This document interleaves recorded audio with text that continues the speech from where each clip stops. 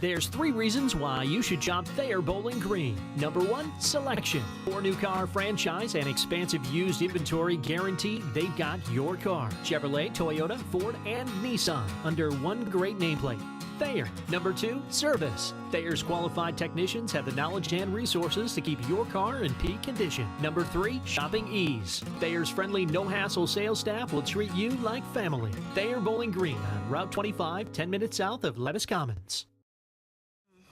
I'm Laurie Spencer, and I am a ceramic artist. And the foundation here has invited me to come and build a sculpture on the grounds of, in their garden.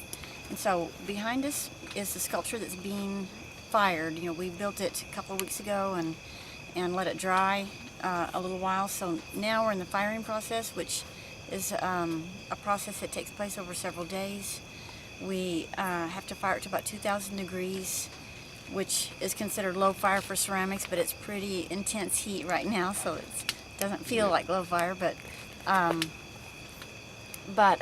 we should finish up in the next 6 or 8 hours or sometime in the morning.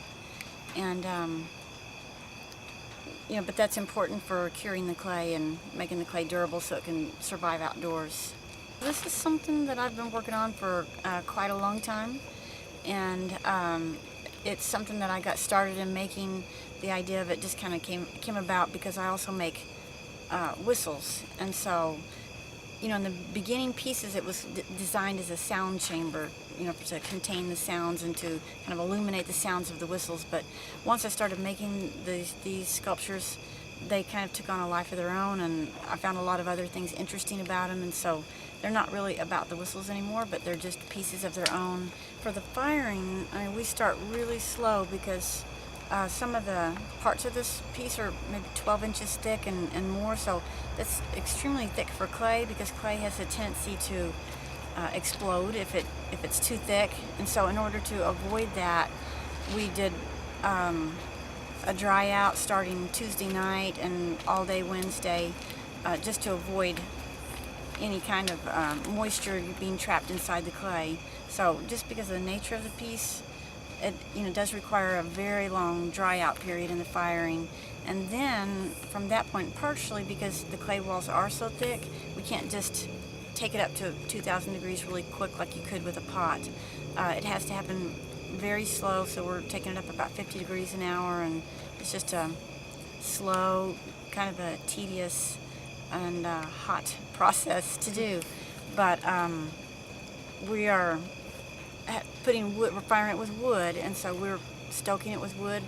We started off about every half hour, but now we're up to about every 15 minutes, and by the end of it, it's probably likely to be every 10 minutes. But we're putting in 15, 16 pieces of firewood every 15 minutes right now, just to try to keep that temperature climbing. And it's just really based on, we're watching, we have pyrometers and pyrometric cones and a lot of observation, and just try to keep it maintaining that speed of growth of the temperature.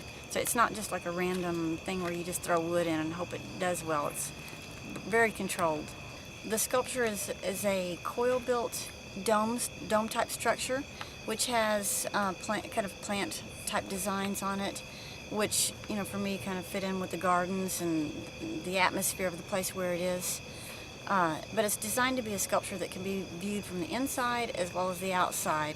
It's also kind of a sound chamber, so when kids or people go inside, they'll hear the resonance of their voice, and it's just kind of a unique piece, and I think it'll make a nice addition to the gardens here, and something for the people to enjoy when they come to the gardens. It's just going to be part of the atmosphere of the gardens. And I've also just been fascinated by the whole process of how you build something and fire it on site as one whole piece rather than making it by bricks. And but it allows you to get that organic feel to it, which you couldn't do necessarily with bricks. It's just a different look. But I find the whole process to be exciting and fun to do, as well as just liking the organic nature of the piece.